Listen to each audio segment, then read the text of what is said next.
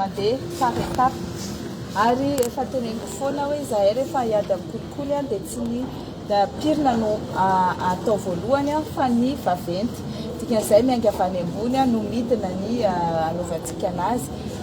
ny fitsarana dia malaza amin'ny kolikoly ary efa nitenenina zareo mba hanao tsara ny asany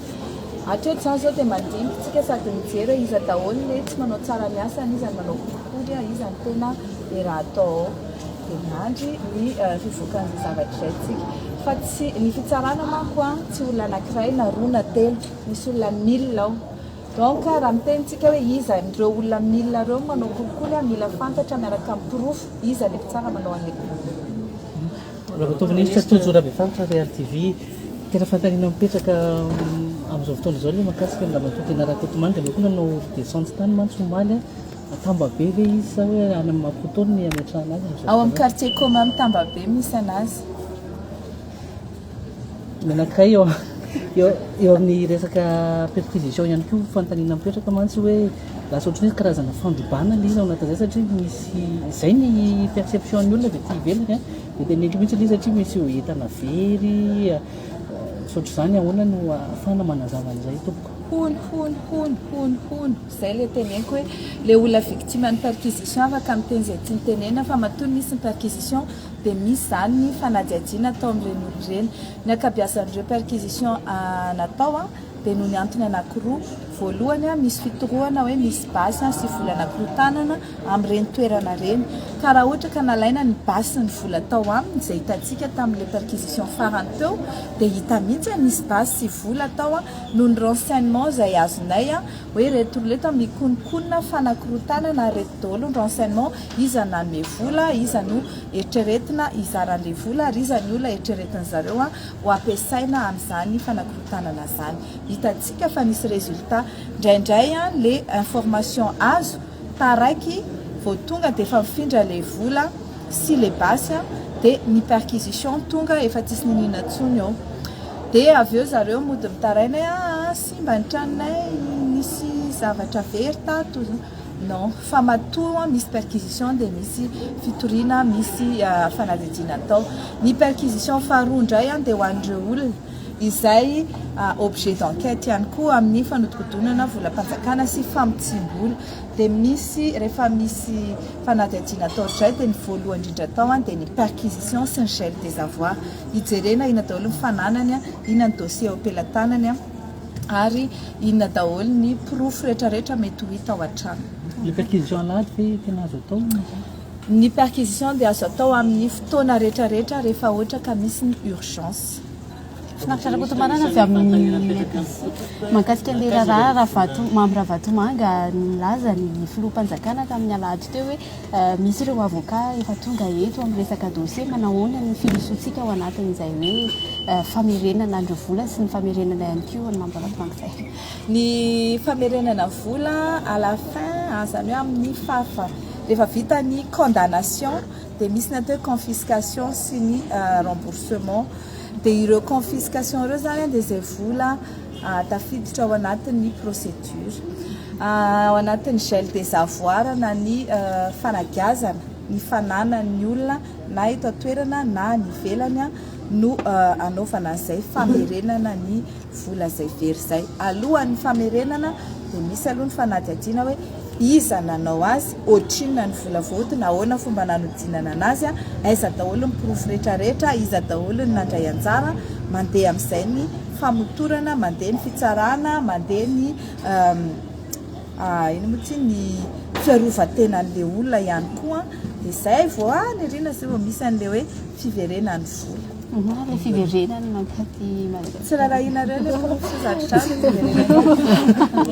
non tsy maintsy manaonao foana satria le volan'ilay olona mpandraharaha izy tsy voatery hoe rehefa manambola ny olona dia nangalatra izay donc tsy maintsy pirofona aloha inona le vola nalainy tamin'ny fanjakana inona ny vola azony tamin'ny fandraharana fa tsy afaka hoe satria izy mpangalatra dia vola loatra zany alatra tao. Raha ministra anisany fantanina petraka avoaka hoe nakana izany ny vola nalaina tamin'ny perquisition raha tsy hoe le tamin'ilay hoe 10 milliards. Ny zavatra rehetra azo amin'ny perquisition dia mandeha any amin'ny toerana isan-karazany fitazomana ny atao hoe pièce à conviction na io a vola dia any amin'ny caisse de dépôt et de consignation na io volamena dia any amin'ny banque centrale na ny vato dia any banque centrale sa mba tsy vadika vy ohatran'le volamena tao amin'ny birao an'ny ministère miny na io pièce à conviction eny amin'ny fitsarana. Izy tokoa moa zany le tena mamatsy vola le fiketrehana korotana anarana PDB ny fa mbola anaty fanadihadiana antsika zao dia mbola eo anatin'le hoe informateur dia mbola raha tsy anananay mpiroso tsy afaka hiteny hoe ihany fa ny fantatra aloha zany a dia ny mpitondra teo aloha no avany amin'ny exil misy an'zareo any a mandefa ny olona izay mpiaraka taminazy teto andefa olona anakorotana sy mamatsy vola ny olona mba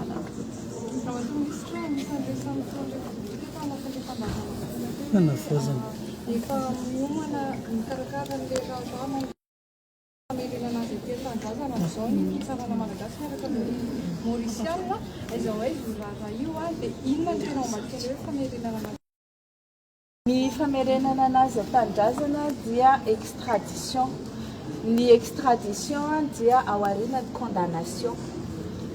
Ny enquête mandeha alohan'ny condamnation dia mbola mandeha aloha zany ny enquête rehetrarehetra ny instruction ary tsy isika rery no mila anazy atao instruction na atao enquête dikan'izay tsy mbola afaka hoe to dia andeha aty izy fa ao anatin'le processus ataontsika hoe processus fanaovana fanadihadiana le procès pénal mihitsy izay extradition zay fa amin'ny farany mitovy amin'ny confiscation sy ny famerenam-bola ihany dia rehefa firenena maromaro araka ny teneniko no mitory azy ihany koa fa tsy isika rery dia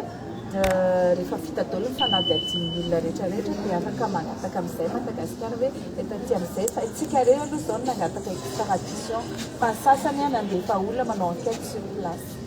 fa raha tompo manino tena kotomanga tsy mahazo Maputo sa tsy say fa foana mihitsy le Maputo ny Maputo aloha amin'izao tsika miteny zao dia mity dia